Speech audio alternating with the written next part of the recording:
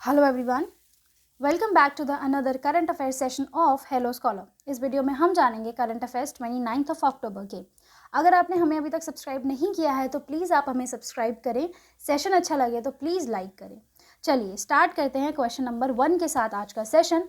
Question number 1 क्या है? Question number 1 है, gold coins were first issued by Guptas, Mauryas, Kushans या मोहम्मद गोरी। इन चारों में से किसने सबसे पहले गोल्ड कॉइन्स जो है वो इशू करे थे? बच्चों, तो सबसे पहले जो है वो गोल्ड कॉइन इशू करे थे कुशान्स ने। ठीक है, कुशान्स ने। लेकिन जो गुप्ता पीरियड है ना, हम उसको बोलते हैं गोल्डन एरा। हम बोलते हैं कि जो भारत का जो सुनहरा काल था ना, वो गोल्डन पीरियड जो था वो था गुप्ताज के टाइम पे। इस वजह से क्या होता है कि बहुत ज़्यादा कन्फ्यूजन हो जाती है। हमें लगता है कि कुशान्स ने करे थे कि गुप्ताज ने करे थे, लेकिन जो है वो कुशान एम्पायर ने सबसे पहले गोल्ड कॉइन्स इशू करे थे। अब गोल्ड कॉइन्स तो इशू करे थे, बट कब करे थे? इन्होंने करे थे 30 से लेकर, इनका जो टाइम पीरियड था कुशान एम्पायर का, दैट वाज 30 to 375 CE, जिसको कि हम कॉमन एरा भी कहते हैं। अच्छा, आपने बहुत सारे पेपर में, मतलब पेपर या बुक्स जब भी आपने पढ़ी हुई तो आपने पढ़ा होगा कॉमन एरा या फिर BCE, बिफोर कॉमन एरा भी पढ़ा होगा आपने। तो ये क्या होता है? ये होता है बच्चों, देखो, जैसे जहाँ से हमारी सेंचुरी स्टार्ट होती है ना, जहाँ से हमारी सेंचुरी स्टार्ट हो रही है वहाँ की हम बात करते हैं। तो यहाँ से जब सेंचुरी स्टार्ट हो जाती है तो यहाँ से ये हो जाता है कॉमन एरा, और उससे पहले ये हो जाता है बिफोर कॉमन एरा। ठीक है, BCE जैसे हम बोलते हैं। तो first century, second century, third century से लेकर हम कहाँ रह रहे हैं? 21st सेंचुरी में रह रहे हैं, राइट। और फिर इससे पहले का भी जो टाइम होता है उसको हम बोलते हैं बिफोर कॉमन एरा। जो भी हम डेट्स वगैरह लिखते हैं या हिस्ट्री से पहले की हम लिखते हैं, तो उसके बाद डेट के बाद हम यहाँ पे जैसे CE मेंशनड है, वहाँ पर मेंशन होता है BCE। चलिए अगले क्वेश्चन की तरफ बढ़ते हैं। अगला क्वेश्चन क्या है? अगला क्वेश्चन है बच्चों आपका फिजिक्स से। फिजिक्स किसी किसी को पसंद होती है, किसी किसी को नहीं पसंद होती है, बट जो क्वेश्चन मैं आपको बता रही हूँ ये क्वेश्चन बहुत सारे एग्जाम्स में पूछा जाता है। डायरेक्ट क्वेश्चन है, magnetometer is use to measure magnetism.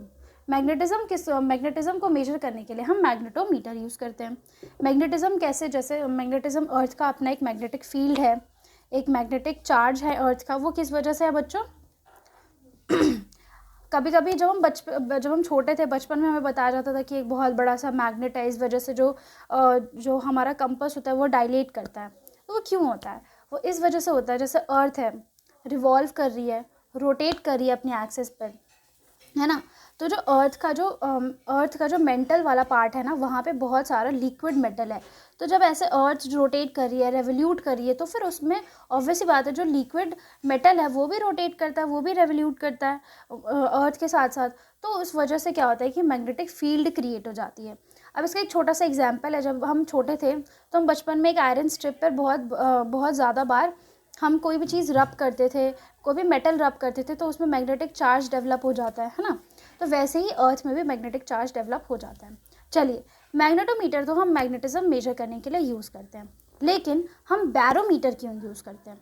Barometer is used to measure water density outside diameter of an object, work piece alignment या फिर एटमॉस्फेरिक प्रेशर।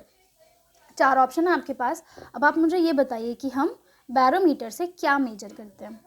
तो बच्चों, हम बैरोमीटर से मेजर करते हैं एटमॉस्फेरिक प्रेशर। ठीक है, एयर डेंसिटी, एटमॉस्फेरिक प्रेशर जो है वो हम मेजर करते हैं बैरोमीटर को यूज़ करते हुए। चलिए अगले क्वेश्चन पे बढ़ते हैं। अगला क्वेश्चन क्या है?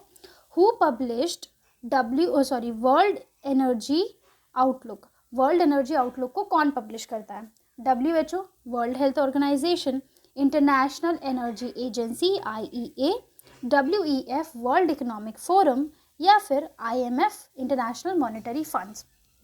4 ऑप्शन है, इसमें से ऑप्शन नंबर 2 इज करेक्ट, जो कि क्या कह रहा है? ऑप्शन नंबर 2 कह रहा है इंटरनेशनल एनर्जी एजेंसी जो है वो वर्ल्ड एनर्जी आउटलुक को पब्लिश करता है। अब जैसे इसका नाम है वर्ल्ड एनर्जी आउटलुक, वैसा ही चीज़ यहाँ पे हमें देखने को मिलता है। इस बुक में हम क्या देखते हैं? इस बुक में पूरी तरीके से एनालाइज करके उसके प्रोज, कॉन्स, क्रिटिक्स सब कुछ लिखे होते हैं। किसके? कि एनर्जी की क्या डिमांड है और किस तरीके से एनर्जी की सप्लाई हो रही है, आगे किस तरीके से होनी चाहिए। तो एनर्जी का जो डिमांड एंड सप्लाई है वो इस आउटलुक में हमें देखने को मिलता है। किस तरीके से एनर्जी जो है वो like energy security, environment protection, economic development, क्या ये तीनों चीज़ें मीट हो रही हैं। जैसे कि अगर हम छोटा सा एग्जांपल ले लेते हैं न्यूक्लियर एनर्जी का, है ना, न्यूक्लियर पावर प्लांट्स होते हैं, उसमें से ह्यूज अमाउंट ऑफ एनर्जी जो है वो प्रोड्यूस होती है, इलेक्ट्रिसिटी हम प्रोड्यूस कर सकते हैं उससे, तो वो बहुत इमेंस है। इतना अगर हम कंपेयर करें, सोलर पावर को कंपेयर करें, हाइड्रो पावर को कंपेयर करें, हाइड्रो इलेक्ट्रिसिटी को कंपेयर करें, तो वो उतना कंपेरेटिवली न्यूक्लियर एनर्जी जो है न्यूक्लियर पावर प्लांट्स में सबसे ज़्यादा हमें इलेक्ट्रिसिटी जनरेट कर लेते हैं। बट वो क्या सिक्योर है? हम बहुत बार देखते हैं कि पावर प्लांट्स में लीकेज हो गई, उसकी वजह से बहुत सारे लोगों की लाइफ जो है वो इफ़ेक्ट होती है, राइट। तो इन्वायरमेंट प्रोटेक्शन कैसे हो सकता है? इन्वायरमेंट प्रोटेक्शन हो सकता है जैसे अगर हम कम जगह पे, जैसे कि हम बहुत सारा देखते हैं कि कैनाल जा रही है, उसके ऊपर उन्होंने जो सोलर पैनल्स है वो लगा दिया। तो सोलर पैनल्स लगाने से क्या होता है कि आपको जगह भी बच गई, आपने इन्वायरमेंट को भी सेव कर लिया और आपने इलेक्ट्रिसिटी भी जनरेट कर ली। तो इस तरीके से मेजर्स आप लेकर आइए और इन्वायरमेंट जो है, इन्वायरमेंट का प्रोटेक्शन होना चाहिए। जैसे कि अगर हम कोल से जनरेट करते हैं, तो आपने आप कभी गए हो जहाँ पे ऐसे प्लांट के पास गए हो कभी जहाँ पर कोल से इलेक्ट्रिसिटी प्रोड्यूस हो रही है? जहाँ पर भी कोल से इलेक्ट्रिसिटी प्रोड्यूस होती है ना, वहाँ पर बहुत ज़्यादा पोल्यूशन होता है और बहुत इमेंस अमाउंट में गैसेस जो हैं, जो कि हार्मफुल गैसेस हैं, वो प्रोड्यूस होती है। Then economic development. अब ऐसा नहीं होना चाहिए कि एनर्जी जनरेशन की कॉस्ट इतनी ज़्यादा होगी, वो इतनी ज़्यादा ही है कि वो बैलेंस नहीं कर पा रही जो हम इलेक्ट्रिसिटी प्रोड्यूस कर रहे हैं उसको, ठीक है। ये सारी चीज़ें हमें इस आउटलुक में देखने को मिलती है। अच्छा, ये सबसे पहले कब पब्लिश हुई थी? ये सबसे पहले पब्लिश हुई थी 1977, यानी कि 1977 में ये पब्लिश हुई थी सबसे पहले। उसके बाद 1998 के बाद क्या हुआ बच्चों कि इसको एनुअली पब्लिश करना स्टार्ट कर दिया, यानी कि हर साल ये पब्लिश होती है। कौन पब्लिश करता है इसको? कौन पब्लिश करता है? बताइए, रिवाइज करो। चलो, इसको पब्लिश करता है इंटरनेशनल एनर्जी एजेंसी IEA, ठीक है। चलिए नेक्स्ट क्वेश्चन क्या कह रहा है, नेक्स्ट क्वेश्चन पे मूव करते हैं। नेक्स्ट क्वेश्चन भी बहुत इंपॉर्टेंट है। नेक्स्ट क्वेश्चन कह रहा है, ministry of culture organized a dance drama titled Stree Desh. Ministry of culture ने एक डांस ड्रामा जो है वो ऑर्गेनाइज कराया जिसका नाम है स्त्री देश। It represented the importance of women in the society. इस ड्रामा ने क्या रिप्रेजेंट किया? एक इम्पोर्टेंस रिप्रेजेंट किया वुमेन का, या फिर based on life of 13 women who ruled Jammu and Kashmir, या फिर वो उन 13 औरतों पर आधारित था जिन्होंने कि जम्मू एंड कश्मीर पर राज किया। Third option is it was organized to promote the women empowerment in the society, यानी कि इसको इस वजह से ऑर्गेनाइज किया गया था ताकि ये वुमेन एम्पावरमेंट को सोसाइटी में प्रमोट करे, या फिर नन ऑफ द अबव, इन चारों में से कोई भी नहीं। Take your time for 2 second and then answer the question. तो बच्चों, it was based on 13 women who ruled Jammu and Kashmir, यानी कि उन 13 औरतों पर यह डांस और ड्रामा बनाया गया था, परफॉर्म किया गया था, जिन्होंने कि जम्मू एंड कश्मीर को किसी टाइम पर रूल किया है। उनमें से कुछ औरतों का, कुछ लेडीज़ का हम नाम जान लेते हैं, जैसे कि यशोवती, ईशान देवी, वक्ष पुष्ता, सुगंधा रानी, रानी दीदा, श्रीलेखा, सिला, सूर्यमती, कलहनिका, और ऐसी बहुत सारी औरतें हैं जिन्होंने कि जम्मू एंड कश्मीर पर रूल किया है। अच्छा, इसको ऑर्गेनाइज़ कहाँ किया गया था? भले ही ये बेस था जम्मू एंड कश्मीर की रूलर्स पर, बट इसको ऑर्गेनाइज़ किया गया था न्यू दिल्ली में, ठीक है। और बहुत सारे लोगों ने इसमें पार्टिसिपेट किया था। अच्छा, जब भी हम जम्मू एंड कश्मीर की बात करें ना बच्चों, तो हम एक बुक से अपने आप को रिफ्रेन नहीं कर सकते, वो है राज तरंगिनी। राज तरंगिनी, आप ये समझ लो कि जब भी हम जम्मू एंड कश्मीर की हिस्ट्री की बात करते हैं तो सबसे पहले अगर किसी का नाम आता है तो नाम आता है राज तरंगिनी का, और उसको लिखा था कल्हण ने। बहुत इंपॉर्टेंट है ये क्वेश्चन, अक्सर एग्जाम में पूछा जाता है।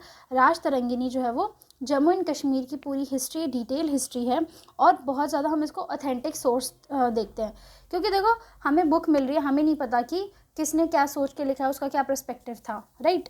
लेकिन जब हम इसको और भी सोर्सेज से एनालाइज करते हैं, कंपेयर करते हैं, तो हमें पता चलता है कि जो राज तरंगिनी है वो कंपैरेटिवली ऑथेंटिक सोर्स है to study the history about Jammu and Kashmir.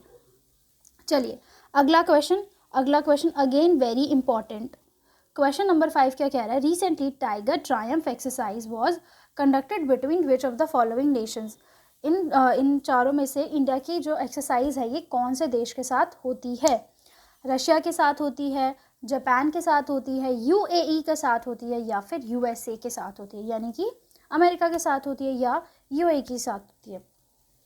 तो 4 ऑप्शन में से बच्चों कौन सा ऑप्शन करेक्ट है, जल्दी बताइए मुझे। तो बच्चों ये जो एक्सरसाइज होती है ना, ये एक्सरसाइज होती है इंडिया की यूएसए के साथ, ठीक है। अच्छा, अब इसमें कंफ्यूजिंग पॉइंट क्या है, देखो ये है एक tri service exercise. Tri service का मतलब क्या होगा कि इसमें नेवी भी पार्टिसिपेट करेगी, एयरफोर्स भी पार्टिसिपेट करेगी और हमारी आर्मी भी पार्टिसिपेट करेगी, ठीक है। और जो सबसे पहली ट्राई सर्विस एक्सरसाइज जो है ना, हम किसके साथ कंडक्ट करते थे? हम कंडक्ट करते थे बच्चों रशिया के साथ। सबसे पहले हम ट्राई सर्विस एक्सरसाइज जो है वो कंडक्ट करते थे। फिर उसके बाद 2019 के बाद हमने स्टार्ट किया यूएसए के साथ ये एक्सरसाइज प्रैक्टिस करना, जिसका नाम है टाइगर ट्रायम्फ, ठीक है। जो डोनाल्ड ट्रंप है ना, उन्होंने ये अनाउंस किया था कि अब से इंडिया के साथ हम ये एक्सरसाइज को प्रैक्टिस किया करेंगे, या ये एक्सरसाइज कंडक्ट होगी इंडिया के साथ। और कहाँ पे कंडक्ट हुई बच्चों? ये हुई विशाखापट्टनम, ठीक है। चलिए नेक्स्ट क्वेश्चन किस पे है? Next question again very important. Next question है सैंडलवुड स्पाइक डिजीज के ऊपर। Sandalwood spike disease is caused by protozoa, virus, bacteria या फंजाई। 4 ऑप्शन है। देखो जब भी कोई क्वेश्चन होता है ना, वो आपसे, जब डिजीज़ के ऊपर क्वेश्चन होता है वो 2 तरीके से पूछा जाता है। या तो आपसे कैटेगरी दे दी गई इस तरीके से कि वो किस से होता है, प्रोटोजोआ, वायरस या बैक्टीरिया, फंजाई, या फिर आपसे उसका डायरेक्टली नाम पूछ लिया गया, ठीक है, कि 4-5 नाम दे दिए, फिर आप बताओ कि इसमें से कौन सा नाम जो है उस डिज़ीज़, उस वायरस या बैक्टीरिया का है जिससे ये डिज़ीज़ कॉज होती है।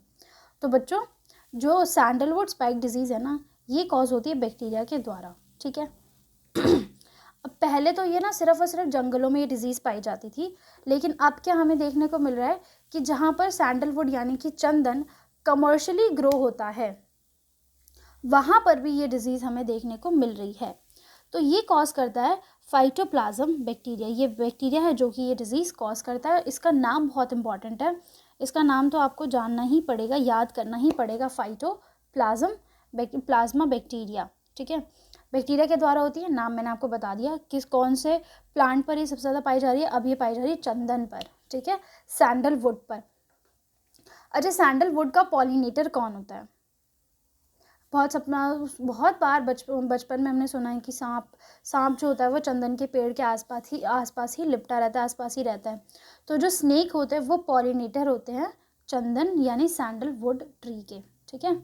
चलिए अगले क्वेश्चन पे बढ़ते हैं। अगला क्वेश्चन अगेन वेरी इंपॉर्टेंट। अगला क्वेश्चन किस पे है? अगला क्वेश्चन है एक्सरसाइज सिम्बेक्स 2022 पर है, ठीक है। एक्सरसाइज सिम्बेक्स 2022 कौन से 2 कंट्रीज़ के बीच में होती है? एक कंट्री तो ऑब्वियस है इंडिया। इंडिया जो है वो किसके साथ इस एक्सरसाइज को प्रैक्टिस करता है या कंडक्ट करवाता है? जैसे कि ये है मैरीटाइम एक्सरसाइज, तो मैरीटाइम मतलब कि इसमें कौन इन्वॉल्व होगा? नेवीज। बायलैटरल मतलब 2 देशों के बीच में होगी, ठीक है। चलिए सिंगापुर, स्विट्ज़रलैंड, ऑस्ट्रेलिया या फिर जिम्बाब्वे। 4 ऑप्शन है इसमें से, किसके साथ कंडक्ट होती है ये एक्सरसाइज? ये एक्सरसाइज कंडक्ट होती है सिंगापुर के साथ, ठीक है। सिंगापुर के साथ इंडिया जो है वो सिम्बेक्स एक्सरसाइज को प्रैक्टिस करता है। 2022 में ये एक्सरसाइज कब प्रैक्टिस हुई बच्चों? ये एक्सरसाइज 2 फेज़ में प्रैक्टिस हुई। पहला है 26 और 27 अक्टूबर और दूसरा है 28 टू 30 अक्टूबर, यानी कि कल भी इस एक्सरसाइज को प्रैक्टिस किया जाएगा और कल है लास्ट डे, ठीक है। कहाँ पर? अगेन विशाखापट्टनम, जहाँ पर हमने टीटी एक्सरसाइज यानी कि टाइगर ट्रम्प एक्सरसाइज जो है वो देखी है। अच्छा, ये एक्सरसाइज तो जो टाइगर ट्रम्प एक्सरसाइज है वो तो आप याद ही कर सकते हो। डोनाल्ड ट्रम्प से आप ट्रायम्फ याद कर लो तो आपको वैसे याद हो जाएगी कि इंडिया और यूएसए के साथ वो एक्सरसाइज होती है, ठीक है। SIMBEX 2022 India and Singapore. कहाँ पर? अगेन विशाखापट्टनम। 2 फेज़ में एक्सरसाइज जो है वो कंडक्ट करवाई गई और ये है, और इसमें कौन सी फोर्स जो है वो पार्टिसिपेट करती है? वो पार्टिसिपेट करती है नेवी, ठीक है। चलिए अच्छा, अगर आपको वैसे याद करना हो ना तो आप ऐसे याद करो, विशाखापट्टनम कहाँ पे है, या फिर अगर ओशन सी कभी पूछ लिया गया तो अगर हम पेनिनसुलर इंडिया ड्रॉ करते हैं तो विशाखापट्टनम कहीं पे यहाँ पर पड़ता है, ठीक है, आंध्र प्रदेश में। तो यहाँ पर हो गया आपका बे ऑफ बंगाल, नीचे हो गया आपका इंडियन ओशन, और यहाँ पे होगा आपका अरेबियन सी, ठीक है। ये 3 सागर है जिनके मतलब जो कि हम सराउंड करते हैं इंडियन ओशन को, मतलब इंडिया को, जो पेनिनसुलर इंडिया है that has been surrounded by 3 ocean. पहला है अरेबियन सी, दूसरा है बे ऑफ बंगाल और तीसरा है इंडियन ओशन। एक और चीज़, जो पेनिनसुलर होता है, पेनिनसुलर क्या होता है? पेनिनसुला वो होता है जैसे कि सपोज एक लैंड है, अगर ये लैंड है, ये चारों तरफ से वाटर है, तो हम अगर ये चारों तरफ से वाटर है तो ये होगा आइलैंड, ठीक है। एक आइलैंड जो होता है वो चारों तरफ से कवर्ड होता है वाटर से, ठीक है। और जो पेनिनसुलर होता है, पेनिनसुला होता है, वो 3 तरफ से वाटर से कवर्ड होता है, यहाँ से और यहाँ से कवर्ड है तो पेनिनसुला हो गया। और अगर आप इसको ऐसे भी लो, अगर ये यहाँ से कवर्ड है, यहाँ से कवर्ड है और यहाँ से कवर्ड है तो ये भी पेनिनसुला हो गया, ठीक है। तो पेनिनसुला यानी 3 साइड वाटर, और आइलैंड मतलब चारों तरफ से वाटर। चलिए नेक्स्ट क्वेश्चन की तरफ बढ़ते हैं। नेक्स्ट क्वेश्चन क्या कह रहा है? नेक्स्ट क्वेश्चन है, एक पोर्टल के ऊपर ओडिशा हैज़ लॉन्च्ड सफल कॉमन क्रेडिट पोर्टल फॉर, इन्होंने कॉमन क्रेडिट पोर्टल जिसका नाम है सफल, इसको लॉन्च किया है। ये किसके लिए है? बेसिकली ये स्टूडेंट्स के लिए है, वुमेन के लिए है, एल्डरली पीपल के लिए है, या फिर फार्मर्स के लिए है। नवीन पटनायक जो है वो चीफ मिनिस्टर हैं उड़ीसा के, और गवर्नर गणेशी लाल, ठीक है। चलिए, उड़ीसा में जो पोर्टल है ना, ये लॉन्च किया गया है फार्मर्स के लिए, ठीक है, फार्मर्स को, ताकि उनको क्रेडिट मिल सके, यानी कि क्रेडिट का मतलब है लोन मिल सके, ताकि वो अपने एग्रीकल्चर में इन्वेस्ट करें और अपने एग्रीकल्चर को इंक्रीज़ कर सके, उसको डेवलप कर सके, ठीक है। तो वहाँ पर आपको क्रेडिट प्रोवाइड किया जाएगा। ये एक बेसिकली पोर्टल है जहाँ जिसके द्वारा आप लोन को अप्लाई कर सकते हो अपने एग्रीकल्चर के लिए।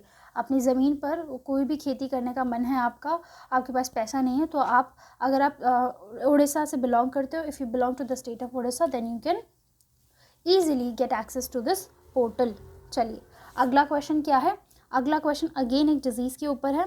World psoriasis day is celebrated on which of the following day? 18 अक्टूबर, 29 अक्टूबर, 31 अक्टूबर या फिर 30 अक्टूबर? तो बच्चों ये सेलिब्रेट किया जाता है 29 अक्टूबर को। इसमें बेसिकली क्या होता है ना, जैसे पिक्चर में आप देख सकते हो कि इस तरीके से कुछ हो जाता है, ठीक है। इसमें क्या होता है, जब हमारा जो इम्यून सिस्टम होता है ना, वो बहुत ज़्यादा जब बहुत प्रॉपरली काम नहीं कर पाता है, तो हमें कई जगह पे इन्फ्लेशन, इचिंग और एक्स्ट्रा सेल डेवलपमेंट देखने को मिलती है। तो वो होता है, ऐसा कुछ हो जाता है इस डिज़ीज़ में। अच्छा, जब हम डिज़ीज़ पढ़ रहे हैं, डे पढ़ा हमने, तो हम पढ़ेंगे थीम। तो 2022 की थीम क्या है? Unloading psoriatic disease. अनलोडिंग यानी कि जो सोरियाटिक डिजीज़ है उसको किस तरीके से हम कम कर सकते हैं, ठीक है। चलिए नेक्स्ट क्वेश्चन पे बढ़ते हैं। नेक्स्ट क्वेश्चन क्या कह रहा है? Third campus of Indian institute of foreign trade IIFT has been inaugurated in which of the following state? जो IIFT Indian institute of fashion technology नहीं है, उससे कंफ्यूज मत कर लेना, ये है Indian institute of foreign trade. इसका एक थर्ड कैंपस जो है वो ओपन किया गया है बाय निर्मला सीतारमन, जो कि हमारी फॉरेन मिनिस्टर है। कौन से स्टेट में? आंध्र प्रदेश में, केरला में, तमिलनाडु में या कर्नाटका में? सॉरी बच्चों, तो इसको इनॉग्रेट किया गया है आंध्र प्रदेश में, ठीक है। आंध्र प्रदेश में इसको इनॉग्रेट किया गया है। ये बेसिकली यहाँ पे क्या होगा, ये इसको किस मोटिव से इनॉग्रेट किया गया? इसको इस मोटिव से इनॉग्रेट किया गया क्योंकि यहाँ पर हम फॉरेन ट्रेड के बारे में पढ़ेंगे, तो हम ऐसी पॉलिसीज़ लेकर आएंगे, रिसर्च वर्क होगा, वहाँ पर हर तरीके की पढ़ाई करी जाएगी ताकि हम किस तरीके से अपने फॉरेन ट्रेड को इंक्रीज़ कर सके। That will lead to the increase in the foreign trade of India with other countries, right. चलिए, that's all for this session. I hope you guys liked the session. Kindly like, share, comment and subscribe to our channel. Join our Telegram channel for the latest job vacancy updates, current affair PDFs and exam related content. Thank you everyone.